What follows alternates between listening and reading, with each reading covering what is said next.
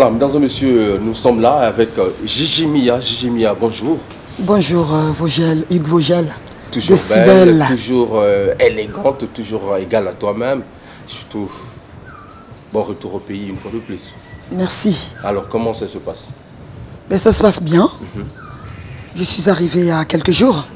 J'ai été invité par mon producteur. Je suis venu pour présenter le Festisam. Ouais. C'est en fait le festival international de la musique et SAP. Ah, c'est pourquoi je sens la voix un peu enrouée. Ouais, j'ai trop chanté, j'ai trop crié, j'ai trop chanté. Donc là, j'ai perdu un peu ma voix, mais ça va se remettre, il n'y a pas de problème. Gigi, la dernière fois que tu es passé dans cette émission, tu nous avais gratifié justement de quelques clips. Oui. Et évidemment, nous rassurons que l'album devrait sortir en 2013, mais pratiquement l'année prend pratiquement aussi son dernier virage. Qu'en est-il exactement? 2013, c'est pas encore fini. Hein.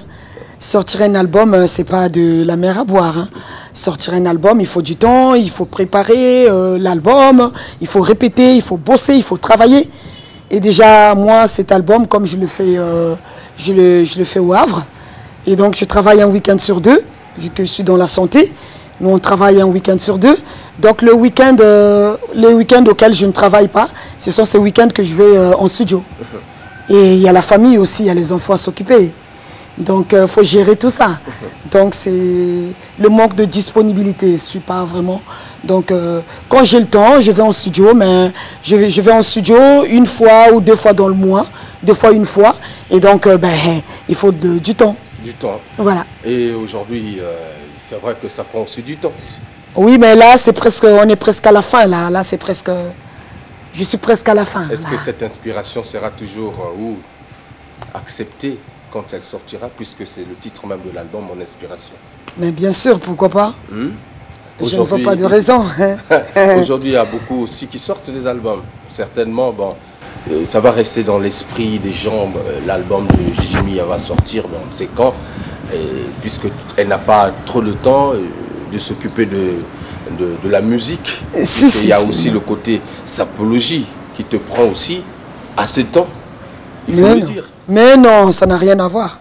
Ça n'a rien à voir, Vogel. Non, non, non. La sapologie, je ne vais pas parler de la sapologie, mais je parle de la sape, parce que la sapologie, c'est pas moi. C'est la sape. La sape, j'aime m'habiller, moi. La sape, je la fais, je m'habille, c'est un bien-être, c'est tout. Mais la sapologie, c'est un mouvement quelconque. Mais bon, moi, pour moi, la sape, je m'habille, c'est mon plaisir.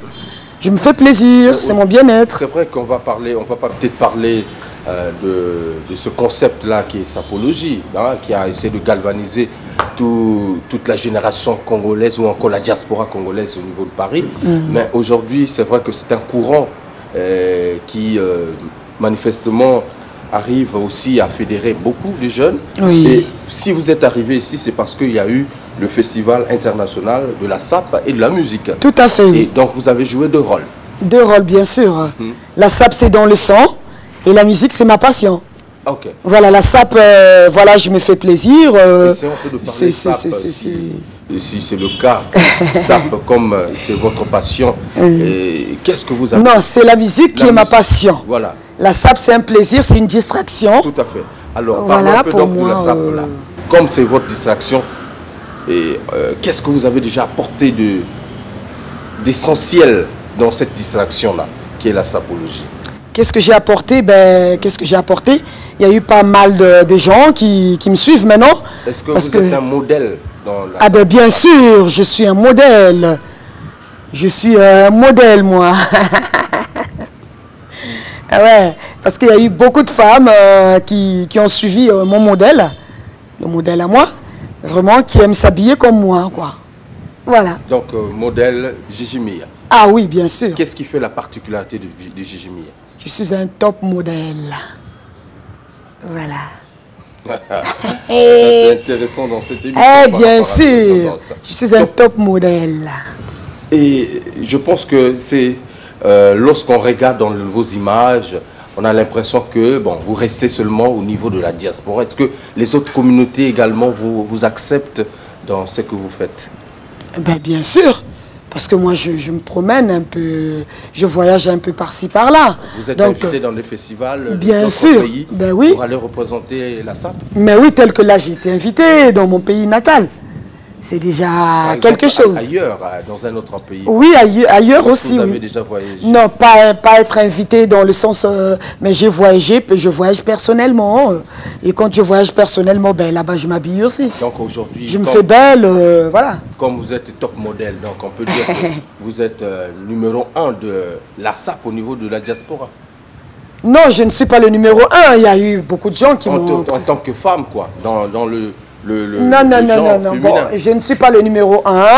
Moi, je m'habille à ma façon, je me fais plaisir. Je ne vais pas dire parce que je n'ai pas envie de polémiquer là-dessus.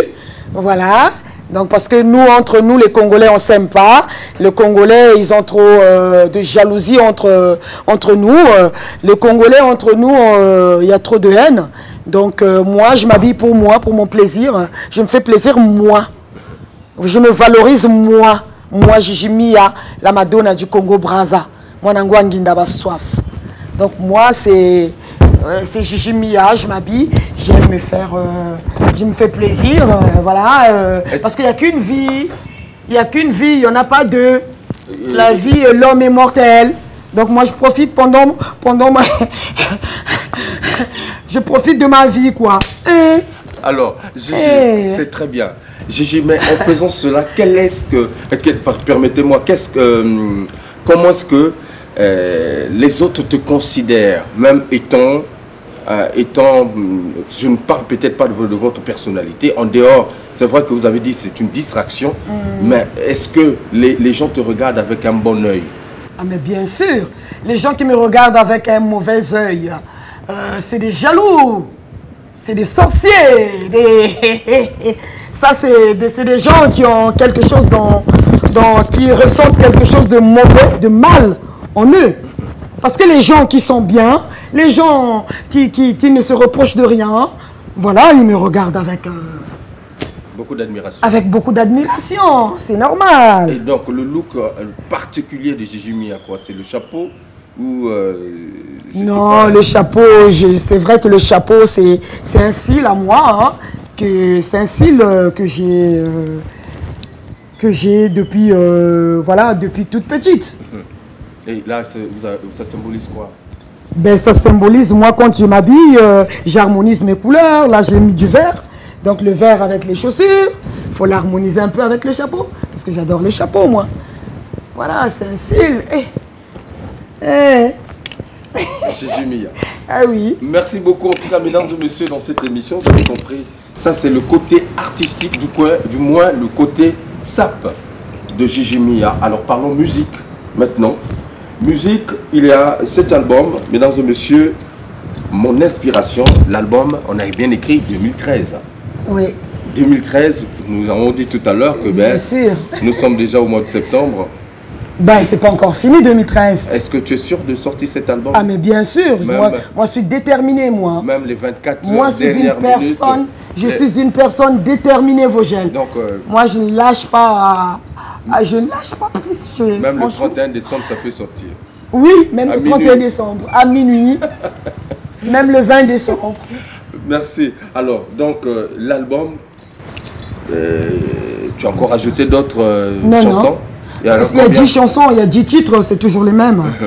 Il y a 10 chansons là. Ouais. Bon, ouais, il y a 10 chansons. 10 chansons. Oui. Tu chantes l'amour. Je chante l'amour, je chante l'homme, je chante tout ce qui se passe dans la vie. Le titre que tu vas me proposer, c'est le premier. Le premier titre, là, ça a changé, si vous allez l'écouter. Oui. Le premier, non, le quatrième. On va prendre le quatrième. Le quatrième, oui. C'est... Souffrance. Souffrance. C'est que tu as enduré... Oui, souffrance. Donc tes souffrances en Europe oui. ou d'enfance? Non, souffrance en Europe. C'est difficile de vivre là. Voilà, la galère. En fait, à l'époque, j'étais enceinte, j'avais un enfant, j'avais pas de papier, dans un pays étranger. Ah oui, dans un pays, j'habitais à Toulon. Voilà, j'étais enceinte, j'avais pas de famille, j'étais toute seule. Voilà, je pensais à mes parents, à ma famille. Ben, j'étais courageuse. Donc je me suis battue. Donc j'ai eu mon bébé. J'avais mon petit garçon qui est maintenant papa. Donc voilà. Donc je suis une femme battante. Donc moi je ne crains rien. Voilà, parce que ce que j'ai vécu à l'étranger, voilà. Non, il n'y a plus rien qui peut me faire peur. Et donc parce que vraiment, j'ai vu le pire. Mais maintenant, je me fais plaisir, je m'habille. Voilà, les gens qui viendront, oui, cette fille-là, elle se montre, elle veut se montrer. Et pourquoi? Ces gens-là, c'est leur problème. Ils sont aussi libres de le faire. Moi qui me laisse vivre ma vie, j'ai plus papa, j'ai plus maman, je vis pour moi. Voilà, j'ai ma famille, j'ai mes responsabilités. Je fais des choses dans ma famille. Voilà, donc qu'on me laisse vivre ma vie, qu'on me laisse vivre ce que je vais faire, je voudrais faire. Très bien.